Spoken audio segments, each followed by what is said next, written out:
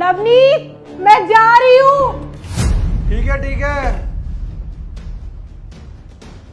अब देखती हूँ कि मेरी पीठ पीछे आखिरकार करता क्या है। चली गई। दिव्या को फोन कर देता हूँ। हेलो बेबी, अरे घर पर कोई भी नहीं है, मेगा ड्यूटी पर चली गई है, जल्दी से आ जाओ। बस जान, मैं घर के बाहर ही हूँ, 2 मिनट में आई। अरे एक नंबर, जल्दी आ जाओ।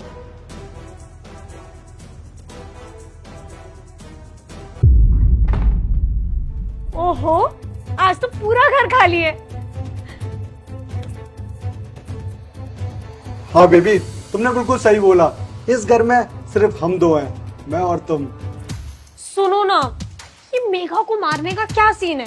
अरे यार, मैं तो खुद परेशान हूँ उससे। मैं सोच रहा हूँ कब वो गायब हो और उसकी सारी प्रॉपर्टी मेरे नाम हो जाए।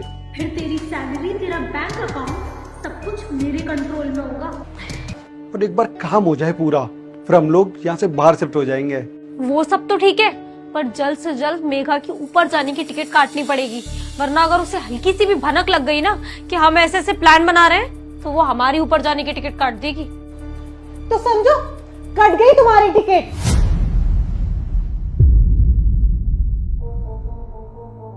अरे मेघा, तुम तो चले गए थे, यहाँ कैसे? मेघा सुनो।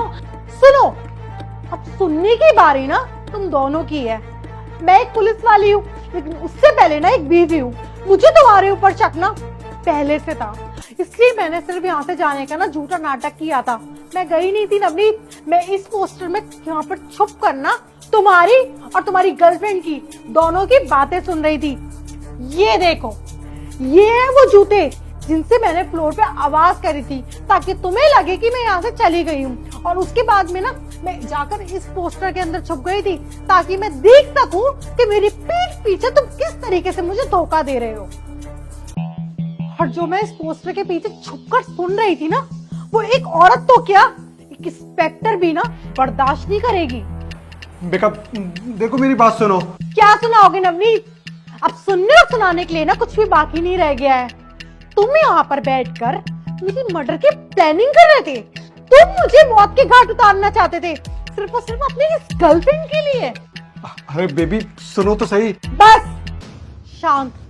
ये बेबी बाबू जानू मुझसे करने की जरूरत नहीं है।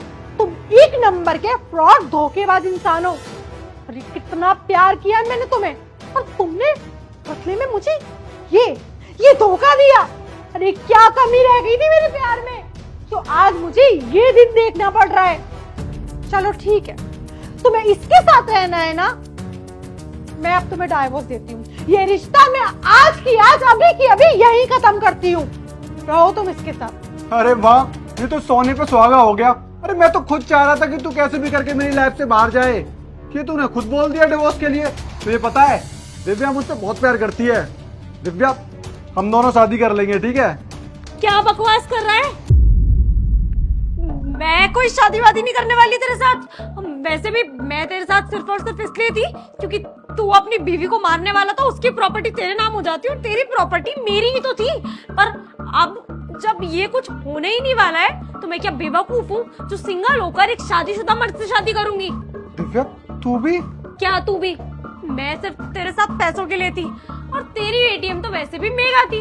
अब जब तेरे पास ना मेगा है और ना उसका पैसा, तो मैं क्या करूंगी तेरी लाइफ में रह के? दिव्या, अरे तुम तो कम से कम मेरा साथ दो। सॉरी जान, but the game is over now. Divya, अब मेगा, मुझसे ना बहुत बड़ी गलती हो गई। मैं तुमसे माफी मांगता हूँ। ये एक लास्ट चांस दे दो ना मेरे को। तेरे जैसे फ्रॉड इंसान की जगह मेरे घर पे नहीं, हवालात में है, समझा तू? तुझे मैं छोड़ूंगी तो नहीं। फिलहाल के लिए ना तू यहाँ से 9-2-11 हो जा। बाद में ना तुझे हवालात में डाल के इतनी तोड़ाई करूंगी ना कि अगली बार किसी के साथ ये फ्रॉड करने से पहले ना तेरी रूह कांप जाएगी। मेगा, ये क्या बोल रहे हो तुम? तुम्हें अच्छे से पता है कि मेरे पास कुछ भी नहीं है, ना रहने को घर, ना खाने को खाना, सब कुछ तुम्हारा ही तो है। अगर मैं यहाँ से चला गया तो मैं कहाँ रहूंगा? ये सब कुछ ना अफेयर करने से पहले सोचना था, तब तो सोचा नहीं, तो अब सोच कर भी ना फायदा नहीं है। अब फिलहाल के लिए ना निकलो यहाँ से, नहीं तो मैं अभी कांस्टेबल को बुला कर ना यहीं पर तुम्हारी तोड़वाई करा दूंगी।